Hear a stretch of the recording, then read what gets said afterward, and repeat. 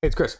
We're in 2023, but let's go back. Let's go back a ways because we need to talk about this because we talk about the hype. We talk about what's the best.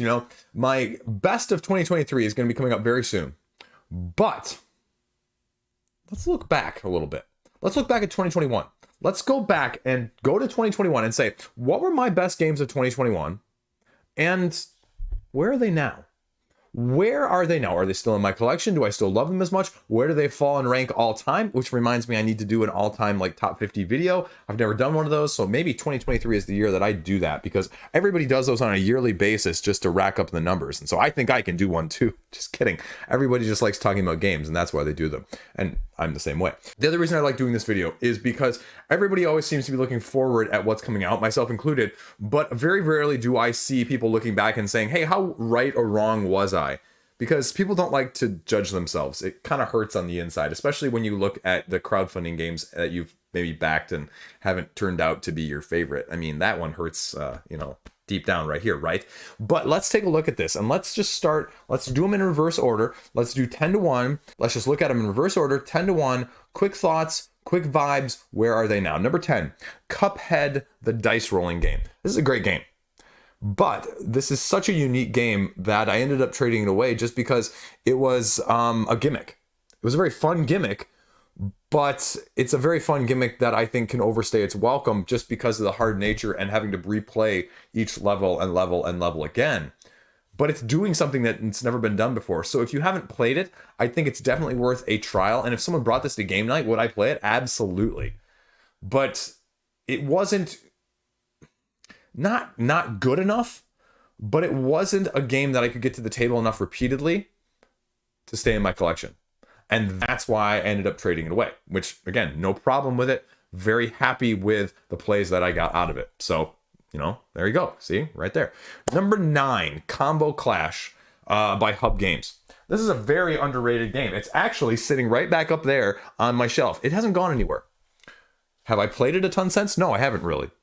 It's a very cute, asymmetric animal tile laying game for really, let's be frank, 2 people. Kind of, you can play it at more, but it's not really as good at more players. It's a meta evolving game of you laying these animals down and then flipping them face up and having them interact with the ones that are around them, either to take them, move them, flip them, or rearrange them to score combos of points. And it's clever. Clever enough that I've kept it. Clever enough that I've not wanted to get rid of it, but it also isn't quite clever enough that I've played it a ton since then because I've got a lot of other 2-player games that are just seemingly a little bit more enthralling. Like from this last year, Village Rails. A lot of my abstracts, Tsar, Hive, Tak, those sorts of things. That time you killed me over here. If I want something a little bit more. Those are the things that are getting more table attention from the 2-player games. And so I don't plan on getting rid of it. But eventually, if it doesn't start appealing to me more to the table, I may consider it as well. And that's kind of, I have mixed feelings on that because you can see my hesitation sort of when I talk about it. Like, I want to like it more than I do because I want to get it more. But at the same time, fighting for the stuff that it's going up against, the other stuff always seems to be just slightly better. So should I get rid of it then? That's the thought. Number 8, Ausonia. Again, a very, very unique deck builder. Was not expecting to like this as much as I do. At the same time, I don't get it played. The rulebook is atrocious, and I'm just not sure if it's ever gotten the attention or the follow-up it deserves. It's probably one of the better deck builders in my collection. It's probably in the top 3 or 4 of actual deck building mechanics of being that good. But because the rulebook is a barrier, it just hasn't really gone anywhere and gotten a whole lot of shelf time. The last time it played it was, a year and a half ago, essentially, when I brought it to our cottage that we go to every summer for vacation. Great solo, great multiplayer. But again, am I going to get it out over something like Aeon's End? Am I going to get it out over any of the competition that's just more straightforward and runs more smoothly? That's the tricky point. The learning once you're in is fine, but it's the relearning at this point that I worry about. And so that's why I could see myself going either way for this one with Ausonia with number 8. Number 7. Number 7, it's up there on the shelf as well. We'll just pull it down here. I'll pull some of these down at least. In case there's any doubt that I'm actually like telling the truth, right? Kombo Klash right here, folks. Similarly sized, let's make a bus route the Dice Edition. Again, haven't played this a ton since then, but it absolutely replaces Let's Make a Bus Route and get on board the re-implementation over here in North America. I just wish this played 3 or 4 players. This would make it the ultimate game. It's $40 to $50 shipped from Japan. And if you're looking for a solo or even a 2-player amazing game in the lining of a roll and write, this is it. This is it. This is it. This is it. It's not going anywhere in my collection. Even if I haven't played it recently, it's just that good. I am that happy with it. I am that pleased with it. It's small. You roll under the top felt of the box. It's on there right there. And it's just everything you need out of that style of game. Like I said, my main criticism, my only criticism is that I wish it played 3 or 4 players like those other 2 do. And that's probably the only reservation I have about it still from that aspect of things. So there you go. Land versus Sea. Where is Land versus Sea? I think it's somewhere. Yeah, right over here. Land versus Sea. Again, just, proof, right? Land versus Sea, right here. I have mixed feelings about it. With the recent development of Mists Over Carcassonne being a, spoilers here, top 10 game of the year from 2022, I'm just not really sure I need that because I am not a huge tile laying aspect of that. And I think it does it in a simplified version that offers a great variety, but this is competitive versus the cooperative Mists Over Carcassonne. And so that's why it's still in my collection. I haven't bothered or even thought about trying to get rid of it because cooperative versus competitive. I can play that with my wife. You can play 3 or 4 different modes, and it's just very intuitive. It's very quick, even though it's a little bit thinky, and it doesn't always lead to good outcomes because you can't always encircle or encapsulate or enclose your areas, as is the risk with Carcassonne in the first place. It's a very solid game. I'm happy to have it, but again, as a 2-player head-to-head, I'd say at least it's earned a stay of execution, and it's probably not going to go anywhere anytime soon. So that is number 6. Number 5, Uprising, Curse of the Last Emperor. Where's that hiding? That sounds like my 2-year-old now. Oh, it's hiding. Oh, no, that's Nemesis. Where is it hiding? Up here? Nope. Okay, it's hiding somewhere around here. That time you killed me. Ah, right here. See, I was right. That time you killed me. Uprising, Curse of the Last Emperor. It's not going anywhere. Be frank with you. It's an incredibly tough game to get played. 3-hour time frame, overhead, depth of strategy. One of the most difficult cooperative games I've ever played. Probably the most difficult. But there's just something that is, gotten its hooks into me and it doesn't let go. So as tempted as I was initially by those secondary prices after the hype sort of rode, sometimes even if someone offers you twice the amount of money for a game, you just go, no, I'm happy with the game, right? And that's that for me. I have the expansion stuff coming. Nemesis Games is doing a great product, They're streamlining it. They're addressing all the criticisms of the new stuff. And I think that's going to make it easier to get to the table. So it's not going anywhere. It's not. Love me some standees. Those are beautiful standees. So number 5 right there. Number 4, Cascadia. It's sitting somewhere around here. Cascadia's somewhere over there, I think. I don't organize. I don't organize at all. So Cascadia is a top 20 game for me all time. Flat out. Cascadia is a top 20 game for me all time. It's not going anywhere. Not going anywhere anytime soon. I love it. Love it, love it, love it, love it. I think it deserves the hype. It deserves the attention. It is well earned, well deserved, and well executed. I just, flat out have nothing else better to say from Flat Out Games. So I'm very happy with it. And I can't wait to see how Fit to Print, the latest of theirs that I backed on crowdfunding at the end of 2022, is going to fit in. I'm sorry. I can't help myself. Sometimes the dad is just oozing out of me at times. Number 3, Vagrantsong, sitting down there. It's a great game.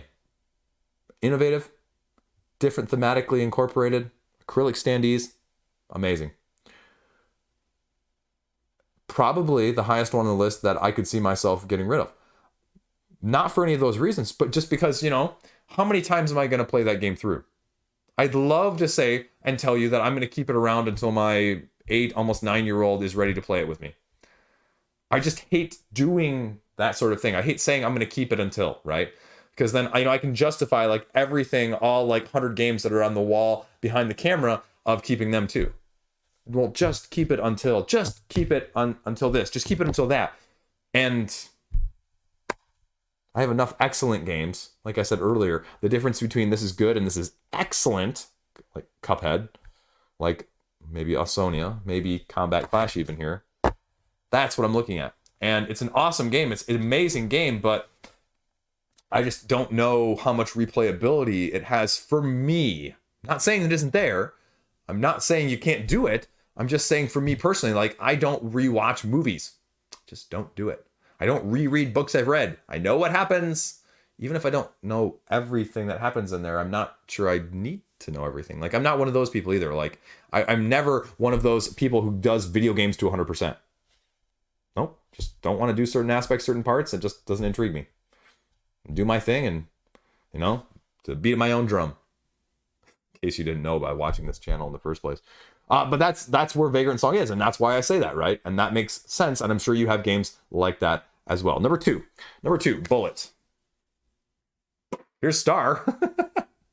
I talked about at the end of the year last year as well. I have Orange sitting up there. I've got the Deluxe somewhere over there. I picked up the Beethoven cat character over, what was it? Thanksgiving, Christmas, holiday, whatever they released that. I have everything for Bullet. Bullet is a top 5 game for me all time. It's not going anywhere. It's not going anywhere. Who are we kidding? Level 99 games. Make more awesome stuff. Keep doing your thing. I owe you a review of Soccer Arms. It's coming. It's coming. Spoilers, you might want to watch my top 10 or 15 videos of 2023 level 99. You might be pleasantly surprised. Anyway, but that's Bullet. And number 1. I would probably say now, if I had to redo this list, I'd probably switch number 2 and number 1. I'd say Bullet is probably a better game for me long term. But Marvel United, especially X-Men. X-Men took it a step up. It's a notch up. I love the variety of the villains. A lot of the heroes are hit or miss. I could probably get rid of half of my heroes and never miss them and never really even notice the difference. Whether that's the Avengers-esque or even a lot of the X-Men. I could probably get rid of probably 3 or 4 expansions and again, not miss them. I have not yet played Gold and Blue in terms of competitive head-to-head teams. And so I'd like to explore that a little bit, but my kids like cooperative. My kids don't like competitive when it comes to that. They get a little bit, we were playing Marvel Dice Throne the other night, and I used my dice to manipulate the 7-year-old's die, so he missed his attack. Ooh, boy, temper tantrum. So can you imagine a team of that, Marvel United? Even though I think the kids would love to be able to pull together just like, because they don't know the Marvel, they don't know the teams, they don't know the universe, they don't know the MCU. They just grab whoever looks cool to them, right? We got Iron Fist, we got Shang-Chi, we got a Beast, we got a Wolverine, we got a Venom, and that's their team right there. And that's just the fun of this game, and that's why I can't see myself getting rid of some of that too. So, that's probably a top 15 or 20 game for me. I don't really know. I'm just making that one up. It's high because the kids love it too, but I just love it because the mechanisms work and it's, easy to play 3 games in an hour as well on a game night. Where the variety and play it with anybody. So there you go. Those are my thoughts on 2021's list, to look back where they're at now and everything between. How did your game stand up? How many of those games do you still have from 2021?